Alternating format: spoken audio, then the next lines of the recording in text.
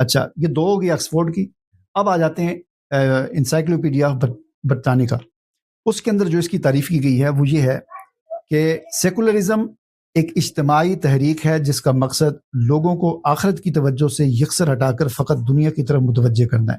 یعنی سیکولرزم ایک ایسی تحریک ہے جس کا مقصد پوری انسانیت کو کی توجہ آخرت سے ہٹا کر دنیا کی طرف متوجہ کرنا. یعنی آخرت کا انکار، آخرت شاخرت کچھ نہیں ہے، وہ ہمارے نہ فیکٹ میں آتی ہے، نہ تجربات میں آتی ہے، نہ سائنس کی روشنی میں ثابت ہو رہی ہے، لہٰذا آخرت کا انکار. تو دنیا انسانوں کو آخرت سے ہٹا کر دنیا کی طرف متوجہ کرنا، یہ انسائکلوپیڈیا برٹانیکا سیکولرزم کی تعریف میں اور معنی میں یہ چیز بیان کر رہا ہے. اب آ جاتے ہیں امریکی انسائکلوپیڈیا کی طرف، جسے ہم ویکیپیڈیا بھی کہتے ہیں. اس کے اندر سیکولرزم کی تعریف یہ کی گئی کہ سیکولرزم کو عام طور پر شہری معاملات اور ریاست سے مذہب کی علیحدگی کے طور پر سمجھا جاتا ہے. ٹھیک ہے، یعنی سیکولرزم اسے کہا جاتا ہے کہ ریاست الگ چیز ہے اور